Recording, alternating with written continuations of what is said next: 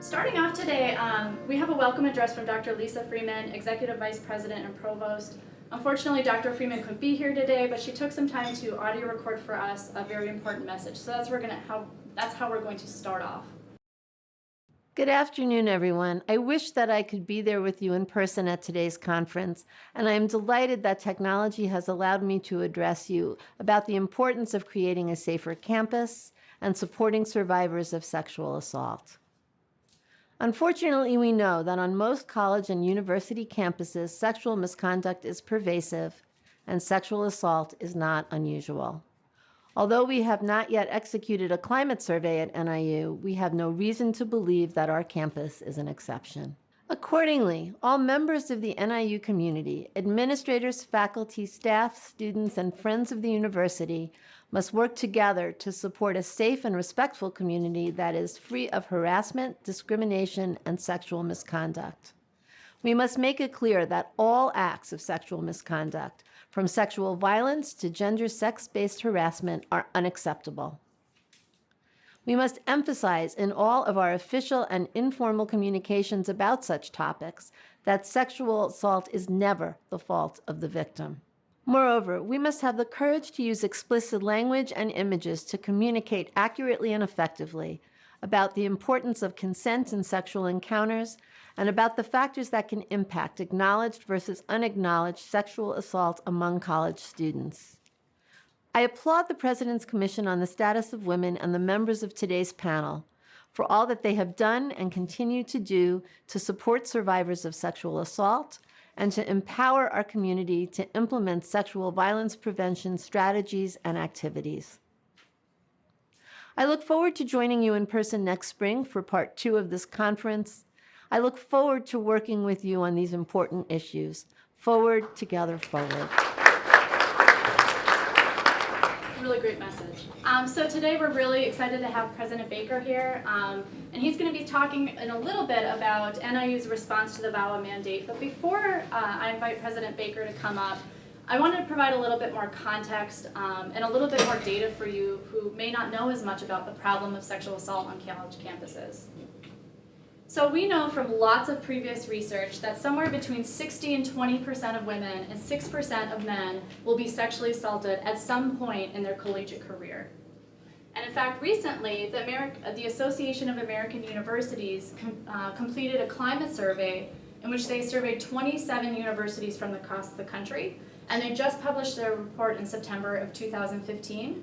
They found that across these 27 universities, 23% of undergraduate females reported non-consensual penetration or sexual touching by force or incapacitation in the course of their collegiate career.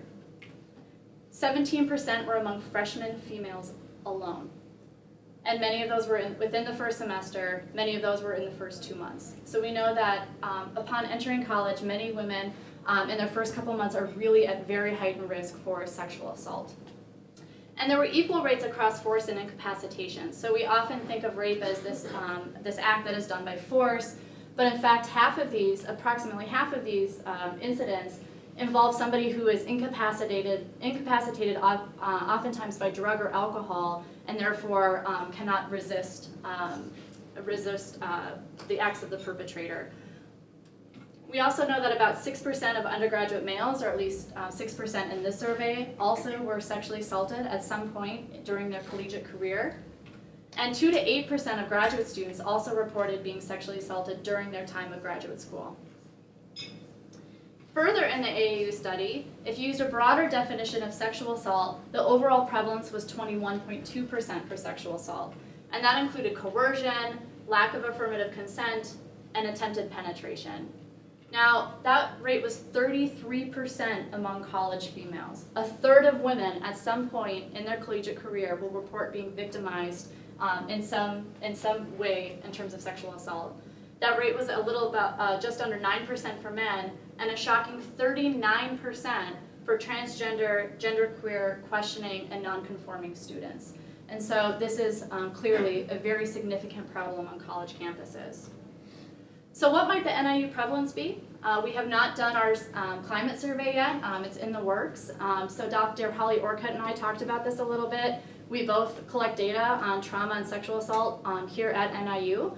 Neither of us, unfortunately, digging through all of our data sets, could find one question that said, during your time at NIU, were you ever sexually assaulted? However, I did find in one of my data sets that 15% in our Psychology 102 subject pool reported rape, 15%. And our Psychology 102 pool is predominantly freshmen and sophomores. And in fact, that's 27% for any form of victimization. Using just one question, have you ever been sexually assaulted in adulthood, so after the age of 18, and using this Psychology 102 subject pool, we found anywhere between 8 and 12%. And we know from a psychometric perspective that asking anything with just one question is really problematic. So this is likely a vast underestimate. In terms of partner violence, which is often a bit ignored in the violence area, 36% of women and 29% of men experience some form of partner violence before the age of 25. Now in the AAU survey, they found about 10% among all undergraduates in their survey reported partner violence, though in this statistic, stalking was not included. And again, the highest rates were among TGQN students. 4.2% reported stalking. Again, the highest were among undergraduate females and TGQN students. But this did not assess cyberstalking, which by anecdotal report is significantly on the rise. So people using the internet for the purposes of stalking and harassing and violating other individuals. So the typical rape myth is, woman's walking home at night, a stranger jumps out of the bushes and uses force to violate her, right? That's our typical thinking about how rapes occur and what a rape looks like. However, we know that approximately 4 out of 5 rape survivors actually know their rapist. In 47% of cases, it's often a friend or acquaintance. In a quarter of the cases, it's a partner. And 5% of the time, it's a relative. And in fact, that number is even greater on college campuses. So about 90% of survivors on college campuses know who assaulted them.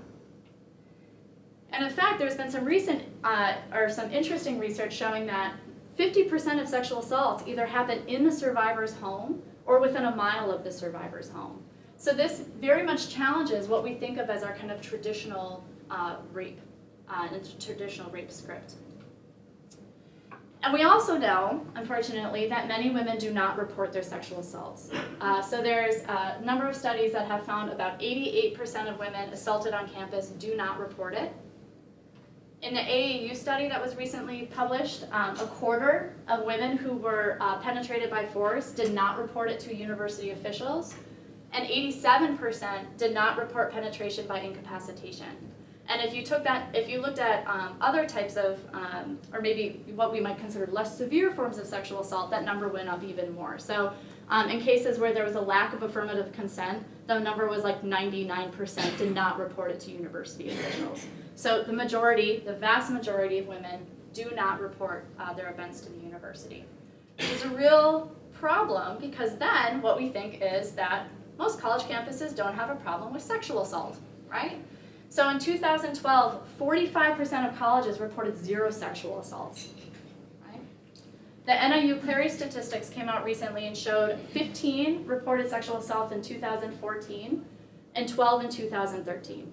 Now what I can say to you working from the services side of this is that that number cannot possibly be right. I work on confidential services on campus and this number is, you just have to trust me.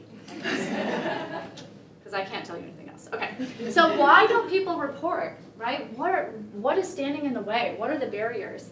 Well, in the AAU survey, they asked this question of survivors who did not report, and they found that 59% thought that it just wasn't serious enough to report.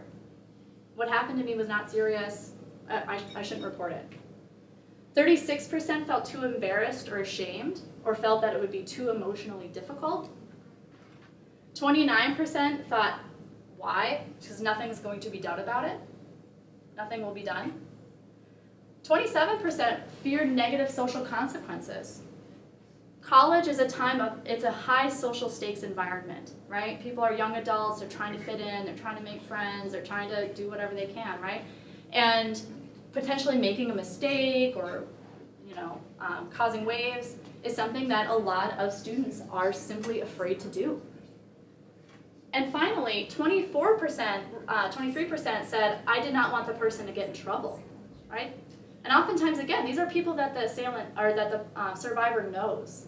So I was curious about this, and I kind of put my 18-year-old NIU college freshman hat on, and I thought, if I had just been assaulted and I'm in my room and I'm using Google, because that's what the young kids do, is they use Google for their information, and I wrote in the NIU search page, what will happen to my rapist, the second thing that comes up is the death penalty. The death penalty, right? So we have a PDF about what's rape, so if you've just been assaulted and you want to, read a PDF, you can open your PDF and read it. Or if you just looked at this, you could think, holy moly, what could happen to this person? What could happen to my rapist, right? And as an 18-year-old who's distressed, I might just close this web page and forget about it, right? That would be very scary. Further, to depress you further, and I apologize, we'll get to happy stuff later. That's actually a lie, but it's okay. In the AU study, they asked students what they thought about how their university would respond to reports, right? So in that study, they found that 37% said they thought it was either unlikely or only somewhat likely that the university would take the report seriously. 44% thought it was either unlikely or only somewhat likely that officials would protect the person making the report. Over 50%, just over 50%, thought it was unlikely to only somewhat likely that officials would conduct a fair investigation. Further, 56% thought it was unlikely or only somewhat likely that the university or campus officials would take action against the offender. And 61% thought it was either unlikely or only somewhat likely that campus officials would take actions to address factors that are leading to assault or misconduct on campus. So not only are they not reporting, they're not reporting for a myriad of reasons, and one of them is that oftentimes they don't feel like anything really is going to be done, right? And these are probably people who did not see The Hunting Ground, right? Or maybe some of them did. Because after they saw The Hunting Ground, they probably would have a different opinion. How many of you guys have seen The Hunting Ground, just out of curiosity? Okay, watch it. You can get it on iTunes for $5. Okay. Part of what concerns people about reporting on college campuses is the issue of false reports. So there's a lot of, there's kind of this discourse out there that women who, regret sex the next day will make false reports of sexual assault, right? So there's that kind of regretted sex thing that I've heard people say before, which drives me bananas. And what they found through a variety of different studies is that there's a very, very low percentage of sexual assault claims that actually end up being found to be false. So that number at highest is 8%, and at the lowest is 2%. Okay, so I'm going to talk a little bit about bystander interventions, and I promise we're going to get to Dr. Baker in a minute here, because that's, You're on a roll. Keep going. All right, I'm going to keep going. Okay, so bystander interventions are great. This is one of the first things that we're doing to try to kind of combat the issue of sexual assault on college campuses. But I want to provide you with a little bit more scary information, because that feels like my job. So they asked people in the climate survey, have you ever witnessed a drunk person heading for a sexual encounter, right? And if they said yes, what did you do? 23.5% said, I did nothing. I wasn't sure what to do. And 53.5% said, I did nothing for some other reason, right? Maybe that reason is because they didn't, they knew the person, they knew the couple had a relationship, who knows, right? But they did nothing for some other reason, which means that 77% did nothing in these situations. Now, this is part of our campus culture. People get drunk and they do naughty things, right? And so we have a tendency in campus culture to not intervene in cases where You see people get drunk who are heading for a sexual encounter. So this is kind of part of our cultural context. What is really terrifying is that they also ask the question, have you ever witnessed someone acting in sexually violent or harassing manner? As in, there's no ambiguity here, right? This person is being sexually aggressive and or is harassing another person. And if yes, if you've seen this, what did you do? About a quarter did nothing because they weren't sure what to do. And 30% did nothing for some other reason. 54.5% did nothing when they saw somebody being sexually violent or harassing another individual on campus. This is very concerning. We need to change our social norms. So bystander interventions are definitely a first step, but they're limited. They rely on others in the environment who may also have impaired judgment because they're part of the cultural context, or they themselves may have been drinking or using drugs. And it relies on students to make a judgment, again, in a really high social stakes environment, right? These are young adults in college. It is very hard for them to intervene. So bystander interventions are shown to be helpful, but we also need a change in our social norms. We need to be having these conversations. So what are the barriers? What are those barriers to changing our social norms? And I'm hoping that's one thing that we can really talk about today. So really quickly, before President Baker comes up, I just want to say, and Dr. Vasquez talked about this, we have a lot of resources up here on campus. Sorry, camera, but we have these really great stickers to indicate your commitment to creating a sex assault-free campus. I printed out an impact of sexual assault flyer that you might be interested in. These are a number of different resources for how to create a safer campus, as well as some psychoeducation I'm a psychologist, obviously, about violence against women, prevalence, outcomes, that type of thing. We have this fantastic new brochure by the Title IX office, very pretty. And then we have a number of pamphlets for the different agencies which are going to be speaking here in just a minute.